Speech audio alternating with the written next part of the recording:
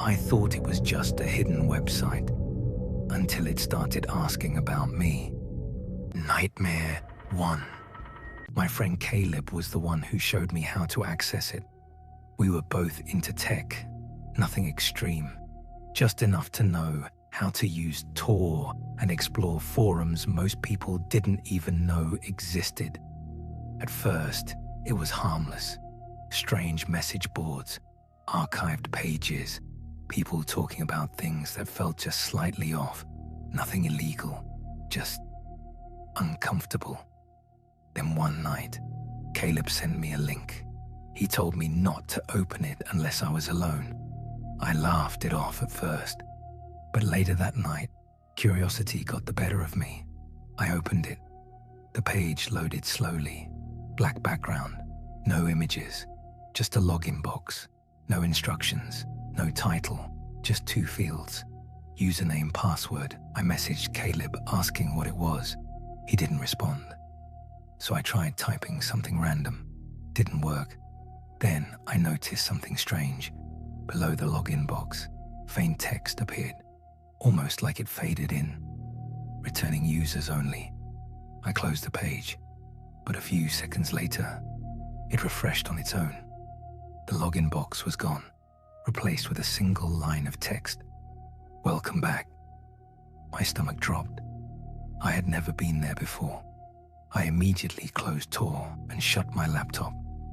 The next morning, I checked my messages. Caleb hadn't replied. That wasn't unusual. Until I texted him. No response. I tried calling. Straight to voicemail. Later that day, I went to his apartment. His car was there, lights off. No answer at the door. I never heard from him again. A week later, I opened Tor again. I don't know why. Maybe I was hoping to prove it was all coincidence. The site loaded automatically this time. No link needed, just appeared. Same black screen, but this time, there was no login box. Just one message. You shouldn't have come alone this time. I shut everything down again. I haven't opened Tor since, because I don't think that site was meant to be found. I think it was meant to recognize who already had. If that didn't feel right, the next story gets worse. Because the next person didn't just find something hidden online. Something hidden online found him. Subscribe to Nightmare Central for more true scary stories. Because the next nightmare started with a file download. Nightmare 2. I wasn't looking for anything illegal. That's the first thing I tell people when I talk about this. I was just curious. I had read about hidden archives, old documents, obscure files, things you couldn't find through normal search engines.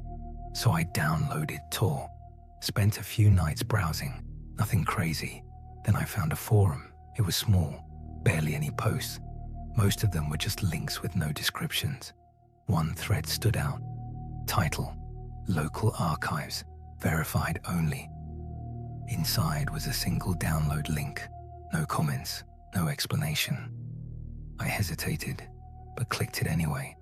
The file downloaded instantly, too fast for something that size. It was labeled archive_17.zip. I opened it. Inside were folders, dozens of them, each labeled with what looked like dates.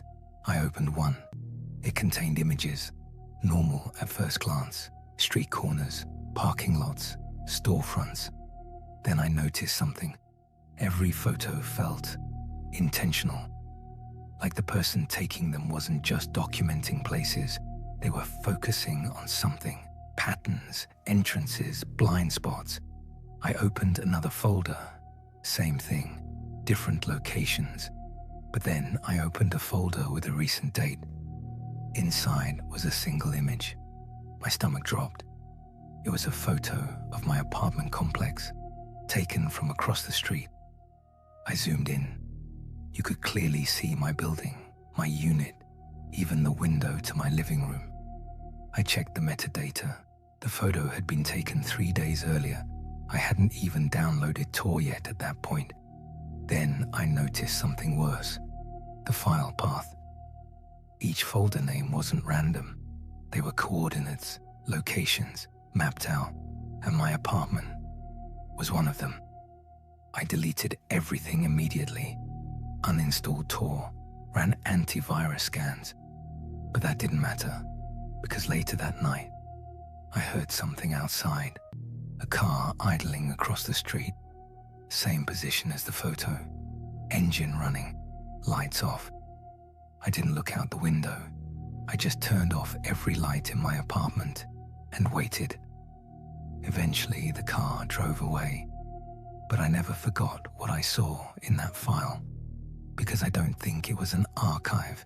I think it was a list, and somehow I ended up on it. Most people think the danger comes from what you download, but sometimes the worst thing you can do is interact, because the final nightmare didn't just involve looking, it involved responding. Nightmare 3. It started as a joke, at least that's how I justified it. I had been browsing a dark web marketplace out of curiosity, not to buy anything, just to see what was there. Most of it was exactly what you'd expect, things I wanted nothing to do with. But buried between all of that were odd listings, strange ones, services that didn't make sense, vague descriptions. One listing caught my attention, title, Information for Information. No price, no description, just a contact button. I clicked it. I don't know why. Maybe I expected nothing to happen. A message box appeared. I typed something simple. What kind of information? A reply came within seconds. Something small to start. I should have closed it there, but I didn't. I asked what they meant. The next message came through. Tell me something about yourself. I hesitated, then typed something harmless. Just my first name, nothing else. There was a pause. Then, that's not very useful. Another message followed immediately. Let me help you. Then a list appeared. My full name, my city, my previous address, places I'd worked. I froze. I hadn't entered any of that. I tried to close the page. It wouldn't respond. Another message appeared. Now we're even. I shut my laptop, unplugged my router, everything. The next day, I convinced myself it was just a scare tactic, something pulled from public records, nothing more. Until that night, I got an email, no subject, no sender name, just a single line in the body. Your turn again. Attached was a photo, taken from inside my apartment building, facing my door. I didn't respond. I didn't go back online. I didn't open Tor again. But over the next few days, more emails came. No threats, no demands, just photos, closer each time. Hallway, stairwell, parking lot. Then one final message, no photo, just text. You stopped playing. I moved out 2 weeks later. Didn't tell anyone where I was going. New place, new routines, new everything. But even now, every time I get a notification from an unknown sender, I hesitate because I don't know if it's random or if it's someone waiting for me to respond again. Because once you give someone a piece of yourself, you don't know how much they already have. Something even scarier than this nightmare is not watching more videos from Nightmare Central. This was Nightmares of the Internet. Sleep carefully.